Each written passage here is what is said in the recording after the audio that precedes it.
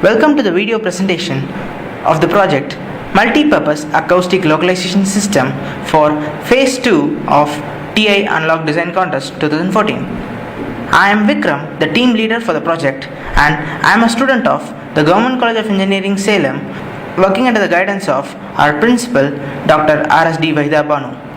The main aim of our project is to create a sound localization system that can pinpoint the location of any loud sonic event like a gunshot or an explosion and relate to the user in real time. Now let's take a look at the previous work done in this area. This can be classified into two major categories. Category 1 involves PC implementation of the hardware using wired sensor arrays and matrices. PC sound cards are used for data acquisition, which are very expensive, and extensive DSP work and complex math algorithms are implemented entirely in the PC. And needless to say, these are extremely expensive and complicated. Now let's look at category 2, where most of the work is done in a microcontroller in an embedded system. But the DSP work and the math implementations are done in a PC. And only wired sensor arrays are used and wireless networks are not used. So, in all the previously known works, most of the work is done in a PC environment and all the sensors are connected by wire. I have created a fully embedded solution for my system which is portable, cost-effective, reliable and easily deployable. I have used embedded digital signal controllers for DSP and mathematical processing. This work was usually done in a PC, and I have used wireless sensor networks to get the data from the various microphones, and the system is completely standalone and the PC is not used anywhere.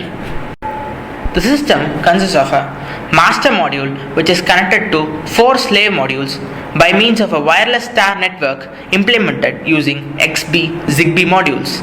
The slave modules contain the Piccolo digital signal controller, which gets the sound data from the microphones and then transmits it to the master module, which contains the Delfino digital signal controller.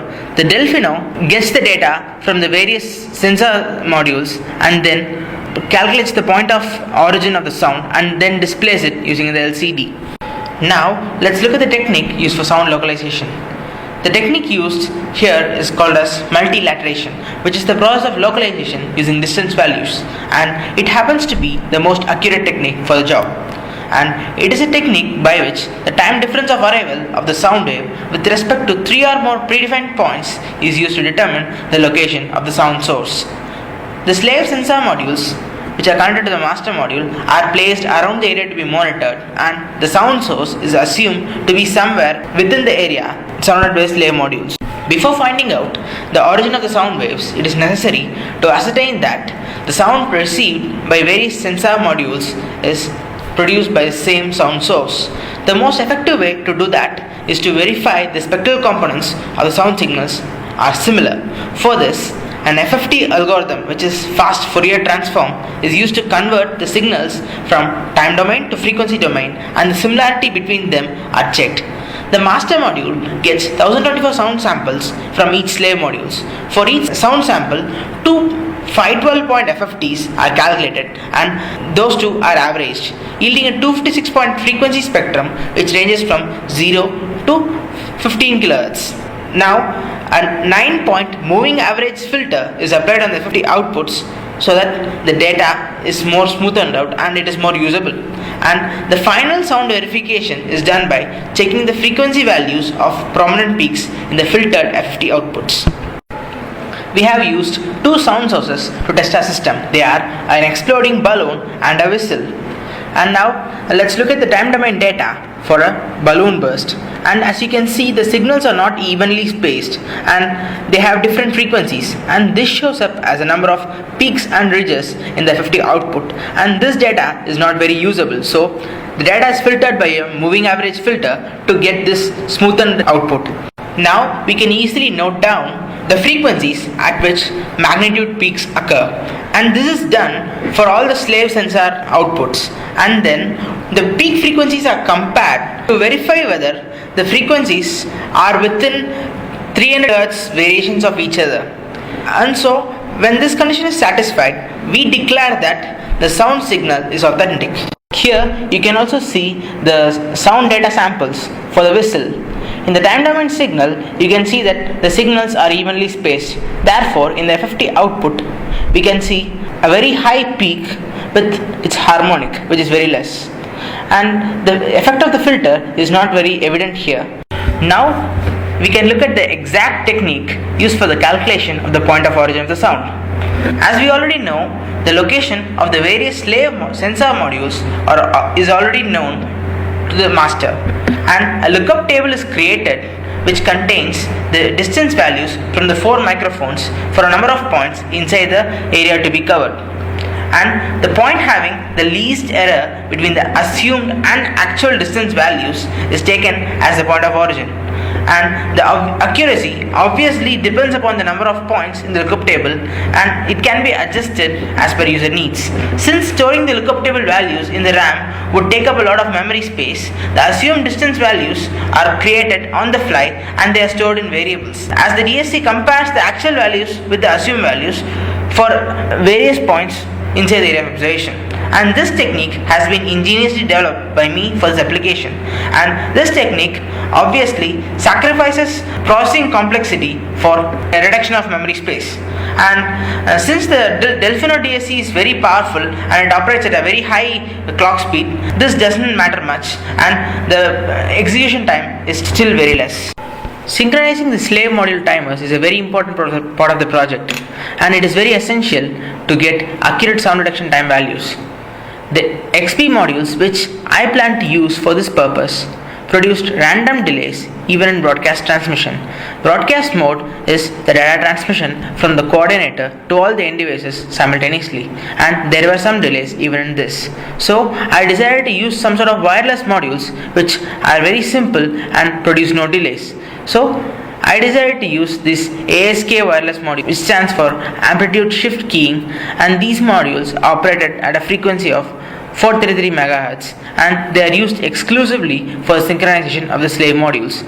The master module has the wireless transmitter, and each slave module has a wireless receiver. Short lengths of copper wire are used as antenna, and they are soldered to the project board. And because the ASK modules were very noisy and they caused many false detections, so I decided to transmit the synchronization command encoded with Manchester encoding to improve the reliability, and now the system is fairly reliable. I wish to add that this hardware addition has been recently done after the end of phase 1 project submissions, and you can see the pictures of the transmitter and the receiver placed in the master and slave modules respectively. You can also see the copper wire which is used as antenna. Now let's discuss about the sound detection techniques used by the slave modules. Earlier, I used a level detection technique which detects the sound when the voltage level goes above or below a particular zero value.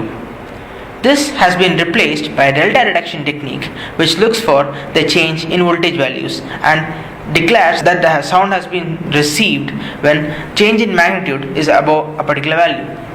This delta detection technique is more effective than level detection because it can detect the sound events more instantly, and it has more immunity to low frequency vibrations because in that cases the output of the mic changes very slowly and it will be ignored.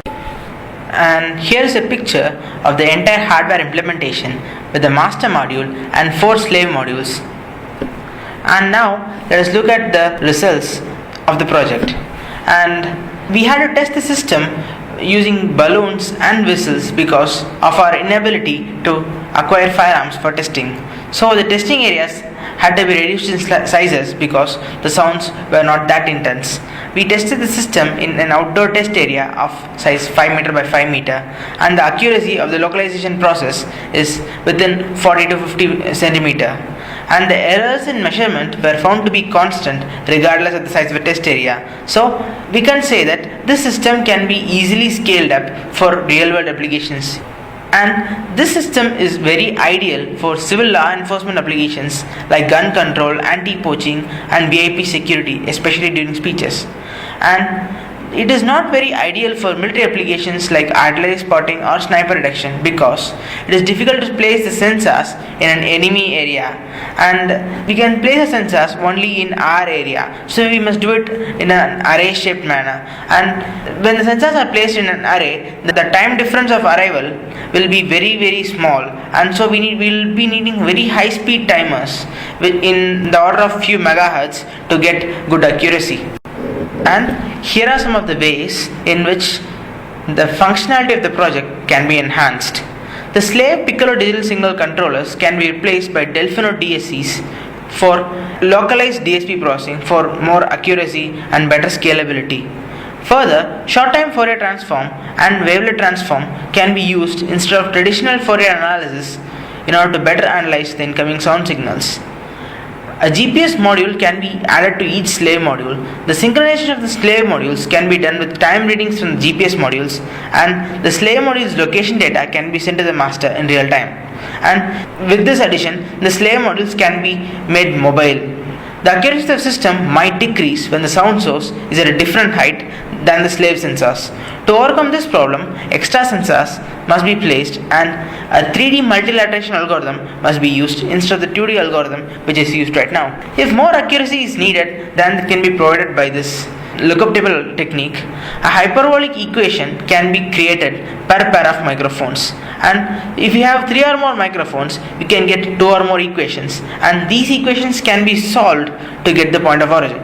This lookup table technique which I developed can be used to provide an approximate solution which can be used as an input to an iterative non-linear equation solving algorithm which can give more accurate result.